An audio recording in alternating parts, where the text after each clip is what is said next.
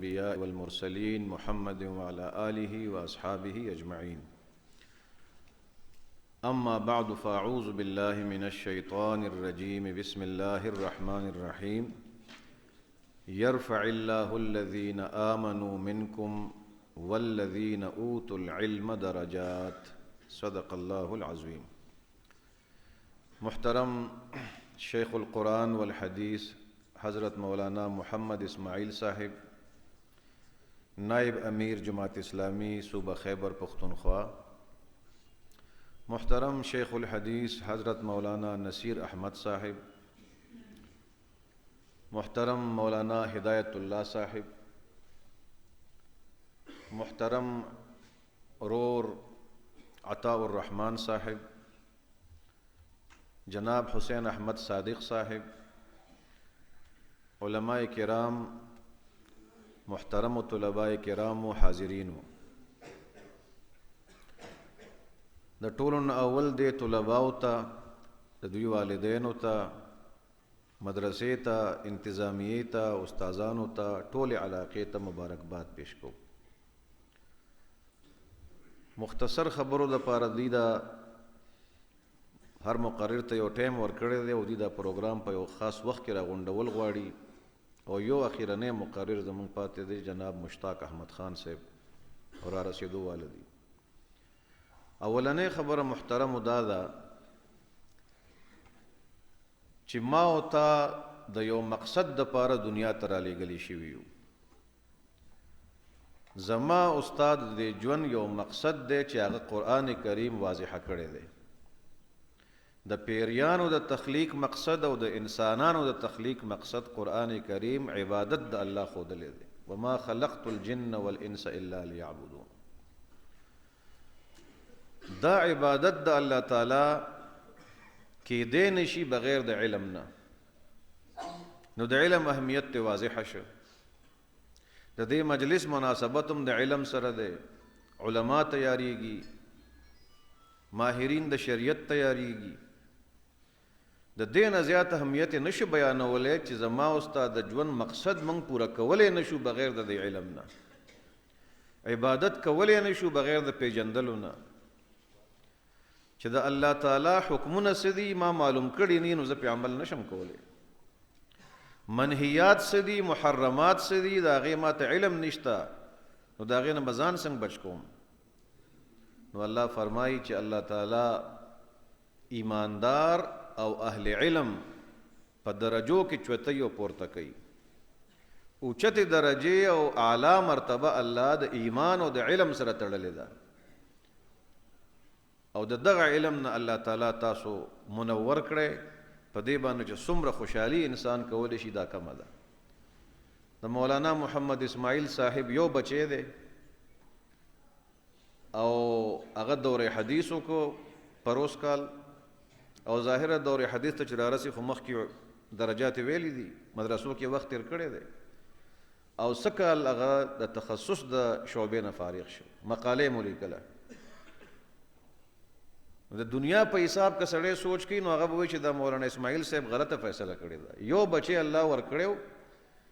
او که ده پې د دنیا علم حاصلولی نو خلک په یو بچي ډېر په اسانه دنیا خرچ هم کولی شي. او هغه ذهینه لکو هغه د اسلامیه کالج نه د اف ای سی نه پس راغلی و، نو په اسلامیه کالج کې داخله ملاوېدل هم ګران کار دی، په میرټ داخله ملاویږي. او بیا د ساینس سټریم هلک هغې وایي چې موږ کور کې مشوره وکړه نو زموږ د دواړو د مورې او د پلار د دواړو صلاح په دې خبره راله چې اعلی علم دینی علم دی. او اوس هغه په اسلامي یونیورسټۍ کې هم داخله اخیستې ده، ایم فل کوي. نو که څوک دا وایي چې هلکه دنیا به ورسره دنیاوي علم به څنګه حاصلی، نو دا ټول دنیاوي علم حاصلی. دې ځل چې موږ خپل هغه فضلا فارغېدل نو موږ ورسره جدید علم لیکلی او چې دی هلک په دې سکول کالج کې څونه علم حاصل کړی دی. نو یو ډېر لوی تعداد پکې 2 کسان پکې د ایم فل، یو اسماعیل صاحب برخوردار عبدالله صاحب او یو بل هلک، باقی اکثریت ایم اے و، بیا بی اے و، غالباً یو دی که 2 کسان پکې ایف اے و. نو خو دې حاصل کا علم او حاصلی یې ورسره. نو دا پریشانی دی والدین نه کوي چې لکه د عصري علم به څنګه حاصل دا وسره دی حاصلې او په خپې معنا باندې حاصلې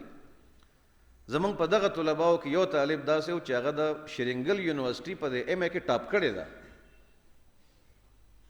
نو دا مې د تړومبې خبره عرض کوله چې دا علم د الله ډېر لوی نعمت دی او تاسو ډېر خوش نصیبه یې دویمه خبره محترمو دا ده او دا به طور تذکیر دا ستاسو استادانو ټول کال ستاسو ذهن سازی وکړه او د شیخ عنایت الرحمن رحمه الله ټول ژوند په دې کې تیر شو چې ګوره علم د عمل د پاره دی بذات خود مقصد نه دی مقصد ته د رسیدو ذریعہ ده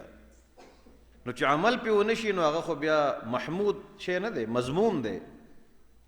بیا خو چې کوم نسبت شوی دی هغه تاسو ته معلوم دی د حمار نسبت شوی دی بیا دغه وبال دی د حامل د دې علم د پاره او د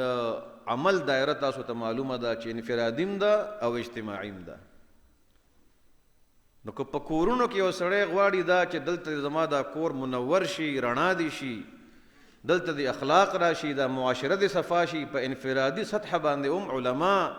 پوهې دي نو هغې عمل کوي د ګاونډي حق ورته معلوم دی د پلار حق معلوم دی د مور معلوم دی دا ټول ورته معلوم دي په کور کې دننه انقلاب راځي او که سړی دا وایي چې دا اجتماعي نظام زما ښه شي او دلته یو عدل راشي او انصاف راشي نو په دې کتابونو کې دی ولوستل چې یو ډېره لویه حصه د احکام شرعیه او داسې ده چې د اجتماعي نظام سره متعلق ده مولانا شیخ نصیر احمد صاحب بخاری شریف او دا ټول کتابونه تاسو ته پڑھاوي دې ته پته او دور حدیث ته پته طلبه وته چې دا کتاب کله دی سر ته ورسي نو استاد هم خوشاله او طالبان هم خوشاله چې کتاب سر ته ورسي دا نور ملګری کپدې په دل غواړي د طالبانو ته پوسټا سوکه زمونږ سابق سے محترم زهر زیاده خبره کوم هغه 100 کال راسه معمول جوړ کړي دي چې د خپل ټلې د وخت نه نیمه غنټه یا 40-45 منټ مخکې راځي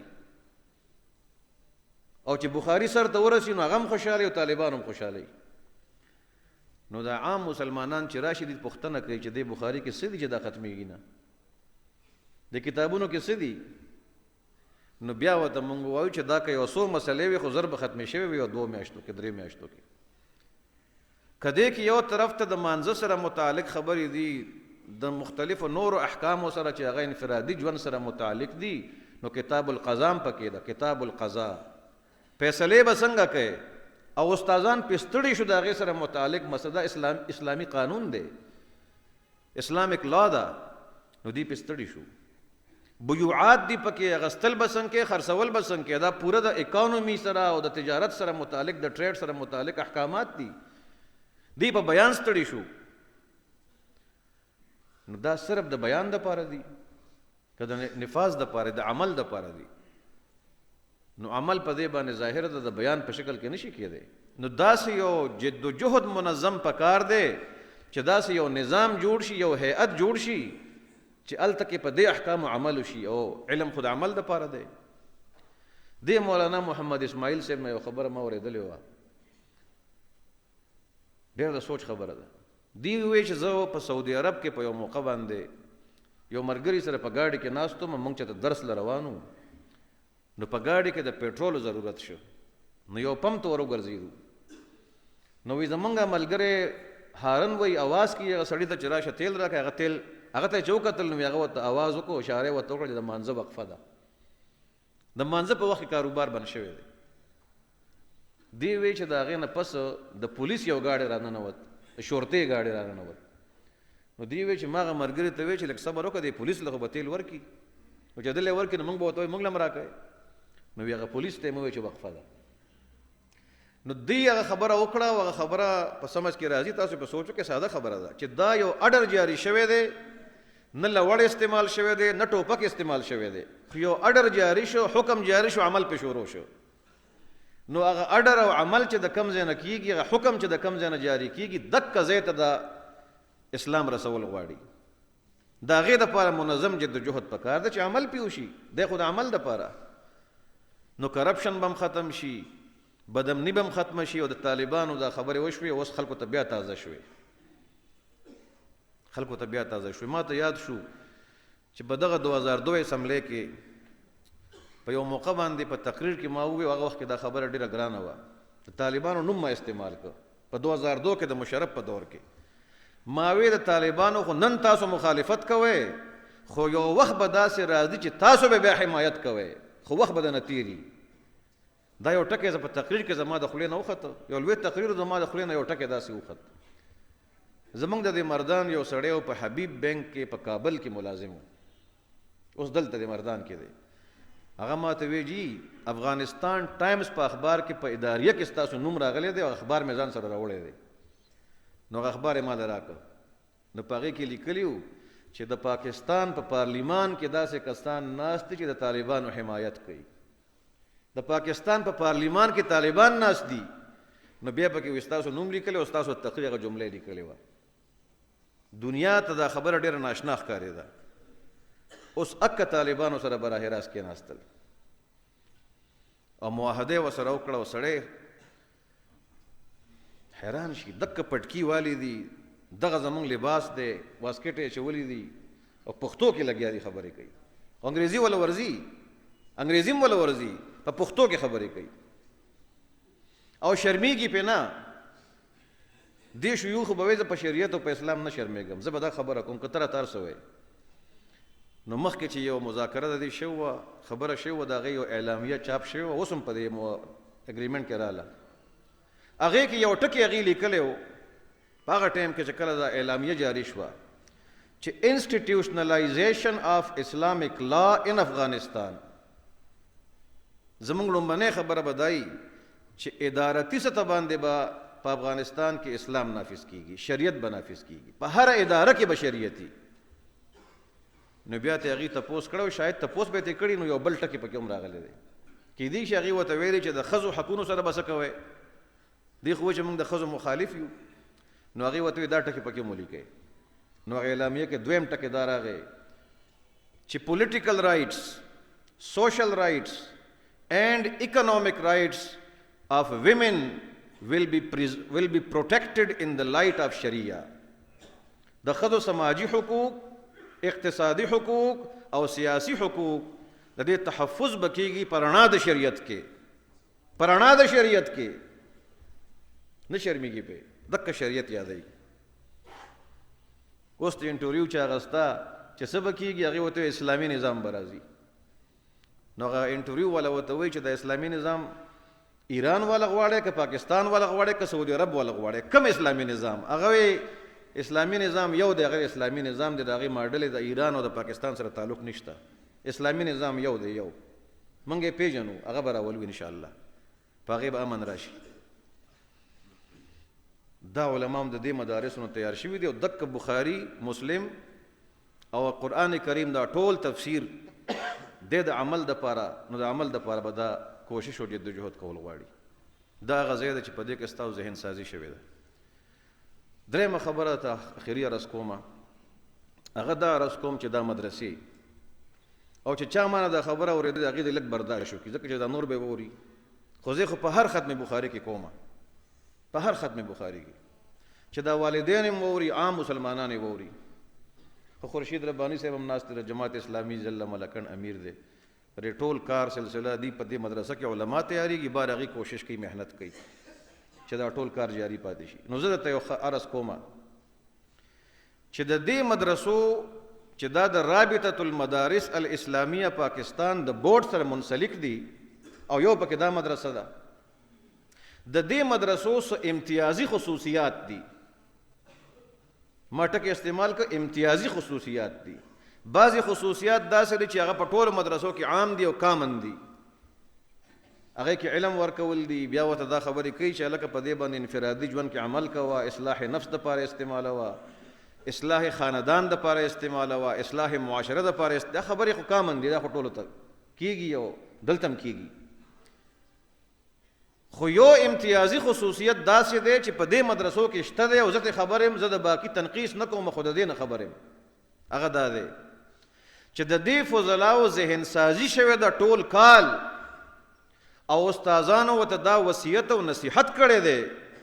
چې دا علم به د اتحاد امت دپاره استعمالوي د افتراق امت دپاره به نه استعمالوي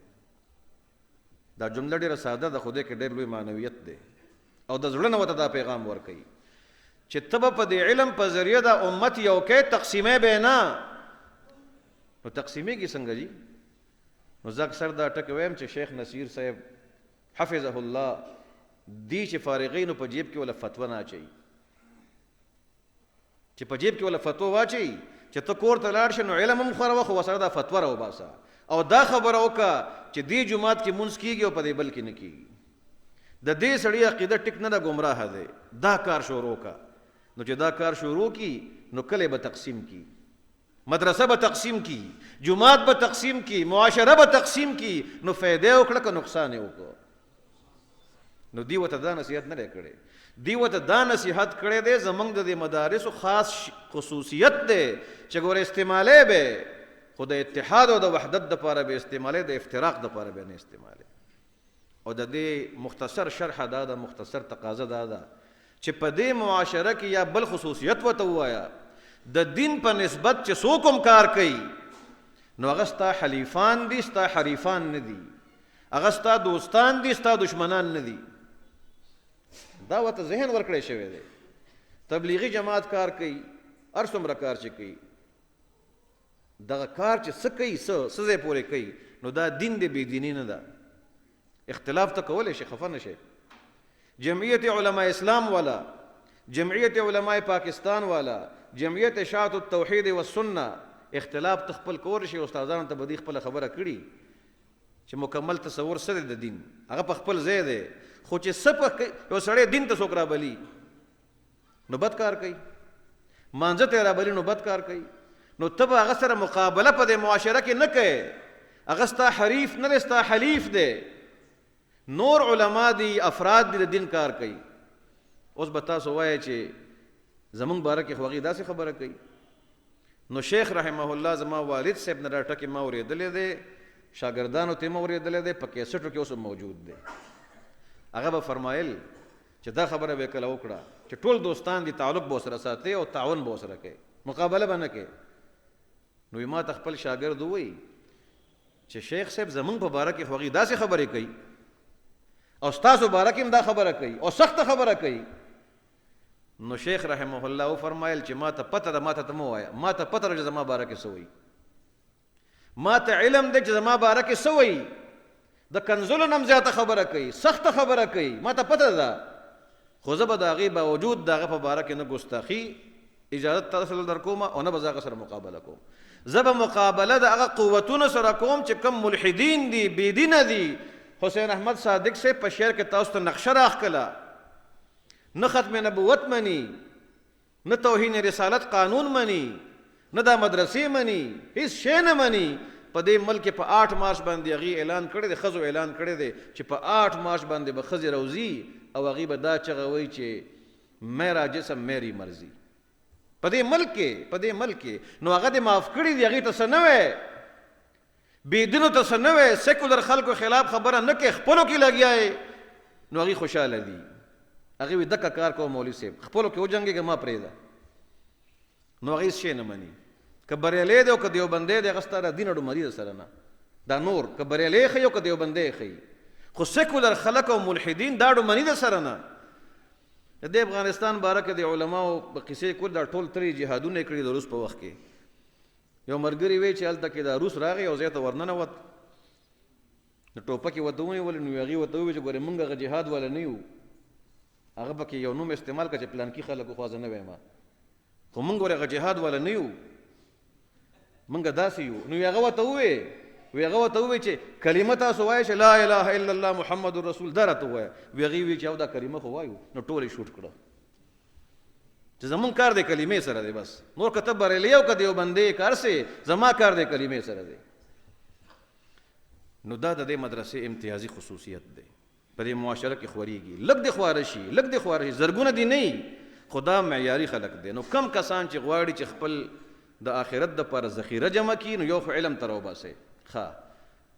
بعضې حضرات ویل که یو بچی راوباسه. دلته حاجي برکت الله صاحب دا د ناست دی رسیری، د دې ذکر پکار دی. موږ سره دومره ټایم نه وخت نه په مدرسه کې ځم چې دا ټول زه راپاسوم. د ده بچي ټول یو دا د ناست دی فضل الله فارغېږي، زمونږ د مدرسې نه بل فارغ شو سکل منذر صاحب دا غې نه مخکې بل بچی پاتې فارغ شوی دی ذاکر الله حنیف صاحب نو ما ورته وی ټول د رایستی دي او بل په دیربالا کې سبق وی نه جی د دې نه مخکې مې جینکۍ رایستې وی ستاسو د مدرسې نه فارغي دې نه مخکې لوڼه فارغې شوي دي بل سړی مې ولید د هغه هم ټول بچي رایستي دي دلته ضیاء الدین رور ناست دی ضیاء الدین د شرینګل دا ټول رایستي دي نو دا چېرته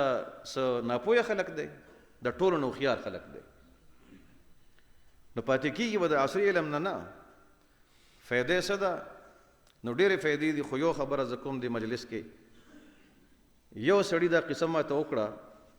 چې یو سړی د فوج نه په اعلی عهده باندې ریټایر شو او هغه وی زما 3 زامن وو یو زوی زما میډیکل ډاکټر شو او ما ته ډاکټر جوړ کو وی امریکې ته لاړ بل د آی ټي او د کمپیوټر ماهر شو هغه لاړ آسټرالیا ته او هغه سړي به دا خبره کوله چې دریم بچی مې پکې ډېر ناکام وخته بیکاره وخته هغه الله دین سره لګولی و نو دې پلار یې وی چې دا بیکاره شه نو اوس پلار یې خپله قصه کوي هغه وی زه ریټایر شوم نو زه بیمار شوم دا 3 واړه بچي مې موجود دي حاضر دي نو هسپتال ته بوتلم چې د هسپتال کمره کې داخل کړم نو ما باندې الټۍ ولګېدې الټۍ نو دا 2 زامن دا ډاکټر صاحب د امریکې ور او دا بل دې د کمرې نه بار منډه کړه او هغه دریم بچی ما سره پاتې شه زما خدمت یې وکړو زما صفایي وکړه وی ما وی چې او هو زه اوس پوه شم چې اصلي بچی خدا دی دا 2 خو ضایع شو نو دغه بچی الله دین سره لګولی او عالم نو هغه ته دا معلومه وه چې د پلار حق څه دی د مور حق څه دی نو چې وروستو بیا افسوس کوو چې څوک راپسې دعا ویله نشته نو اوس سوچ پکار دی راویلېږې مدرسو ته راویلېږې مدرسو ته خو داسې مدرسې ته راولېږې زه د نورو تنقیص بیان وکوم چې هسې نه علم وله ورکړي خو د علم سره بل جنجال جوړ نشي په علاقو کې چې تقسیم شروع شي او فتوی شروع شي دې مدرسه کې ولا ذهن سازي کوي باقي د مدرسو مسایل څه دي مدرسو مسایلو باندې ډېر لوی بحث کیدی شي خو یو خبره تاسو کوم چې په 29 اگست 2019 باندې یو معاهده شوې ده د اتحاد تنظیمات مدارس او د حکومت په منځ کې اک معاهده ټیک ده او صحیح ده او شیخ تقی عثماني صاحب حفظه الله په خپل قلم لیکلی ده او د مارچ نه هغې وایي چې موږ په دې عمل شروع کوو تفصیل وخت نه دی خو دونه ویلی شمه چې دکه معاهده ټیک ده په دې عمل شروع کوي زر په شروع کې موږ پکې رکاوټ نه یو هغه څه ده رجسټریشن به کېږي د وزارت تعلیم سره مخکې د انډسټري ډپارټمنټ سره 16 علاقائی مراکز به جوړیږي څه جوړ شوي دي د 1 مارچ نه پې آغاز کوي رجسټریشن شروع کېږي او د تعلیم د وزارت سره شروع کېږي او د هغې سره متعلقه چې رجسټریشن وشي نو بینک اکاونټ به هم کولاویږي غیر ملکي طلباو دپاره پکې لیکلي شوي دي چې هغې ته به د 9 سال ویزه میلاویږي ډېرې خبرې پکې دي نو به هر حال وخت نه دی خو موږ دغه معاهدې پاسداري کوو موږ په خپله پې دستخطې کړي دي نو په هغې عمل وکړئ په هغې عمل وکړئ او موږ ورته دا عرض کوو چې پاکستان له نوم چا ګټلی دی په دې وخت کې نو مدرسو ګټلی دی د پاکستان نوم په کرپشن کې مخکې تللی دی بددیانتۍ کې مخکې تللی دی په دوکو کې مخکې تللی دی خو دې وخت کې د ایسوسییټډ پریس خبر تاسو وګورئ مخکې ورځو کې خبر راغلی دی چې څه کال بیا په ټوله دنیا کې پاکستان د حفاظ القرآن په پیدا کولو کې اول نمبر راغی اول نمبر چې چا ګټلی دی مدرسو ګټلی دی او په دې کې صرف د یو بورډ 14,000 حافظات شامل دي یعنی 14,000 صرف جنکۍ حافظات د یو بورډ او دا ټول حافظان او حافظات څومره تقریبا 1.5 لاک دي 1.5 لاک نو دا نوم چا وګټه دا د مدرسو وګټه تا خو نوم په بل څه کې ګټلی دی مدرسو دله نوم روښانه که د خلکو په سینو کې قرآن محفوظ که دا د غیر ملکي طلباو خبره چې مونږ کوو دا ولې کوو ستا پاکستان ته خلک د میډیکل دپاره نه راځي انجینیرنګ له نه راځي خلک بل خوا ځي خو د دیني علومو دپاره د عالم اسلام هم ستا په مدرسه باندې اعتماد دی نو په هغې پابندي وه نو موږ پکې مطالبه وکړه چې دا ویزې وله ورکې پابندي اوچته کړې دا به د پاکستان سفیران جوړ شي اوس د خبرو ډېر وخت نه دی خو ما په د یونیورسټۍ کې هم وخت تېر کړی دی او زه راته د دې خبرې اعتراف کوم دا ته ویم دا خبره چې د دې مدرسې د علماو او د یونیورسټو د ډاکټرانو فرق ما په خپله لیدلی دی زمونږ یو استازو د مصر پی ایچ ډي ډاکټر و او علم الکلام نوم یو مضمون مونږ ته خو نو د هغې پیریډ نه وروستو زمونږ د تفسیر د 10 نمبر یو ټیسټ و. هلکانو صلاح وکړه چې دا استاد راشي ورته به ووایي چې یاره جي ډاکټر صاحب مونږ ته لږ په تفسیر کې لږ تیاري وکړئ چې دا ټیسټ هم ښه شي. هلکانو ورته ووایي چې دا خپل سبجیکټ به لږ پرېږدو په تفسیر کې را سره لږ تعاون وکړئ. هغه ډاکټر صاحب ولې یو جواب ورکړ وی عفوا یا اخي انا لست متخصص في التفسير وی معافي غواړم په تفسیر نه پوهېږم. نو ما ورته وی زمونږ د مدرسې یو شیخ له راشه او ته ورته کښېنه په عربۍ ژبه مهارت د عربۍ نحو صرف ګرامر په فقه اسلامي کې په حدیث کې په تفسیر کې چې کم ماده کې تپوس کې د عالم به تاله جواب درکوي. داسې ماهرین په عالم اسلام کې بل ځای نشته خو موږ سره خو قدر نشته که نه. نو دا نوم دی ګټلی دی. زه اخره خبره د عطا الرحمن صاحب باره کې کوم پته نه لګي شته او که نشته. عنایت الرحمن رحمه الله زما د والد صاحب سره قریبي تعلق او اتفاق دار زمونږ هم 54 وا ختم بخاري او د دیم 54 وا ختم بخاري دی. یو ډېر قریبي تعلق خو دومره حوصله افزایي به کوو چې دی عطا الرحمن صاحب دومره وخت د ادارې له دغه کوشش یې وکړو ځان کې تبدیلي راوسته صلاحیت یادومه استادانو رهنمایي وکړه حوصله افزایي وله وکړه. نو ده هم یو ډېر لوی وخت هم ورکړه صلاحیت یې استعمال کړو. بعضې کارونه یې داسې وکړو لکه دا کتابونه چې تیار کړي دي ما وکتل محنت یې پرې کړی. یو کار دی یو سړی په دې کې الله لګولی دی. اوس که په دې کې الله نه لګو نو خو بل ځای کې به لګیا و. نو زه وایم چې هغه سلسلې جاري پاتې کړه او په سرپرستۍ د استادانو کې نو زموږ خوړو ورته دعا کوي. دا یو څو خبرې مې عرض کړې. الله رب العالمین د شیخ رحمه الله درجات اوچت کړي او قبر دی والله الله پاک د نور د باغچونو یو باغچه وګرځي او دې ادارې له دی الله پاک مزید ترقي ورکړي. واخر دعوانا الحمد لله.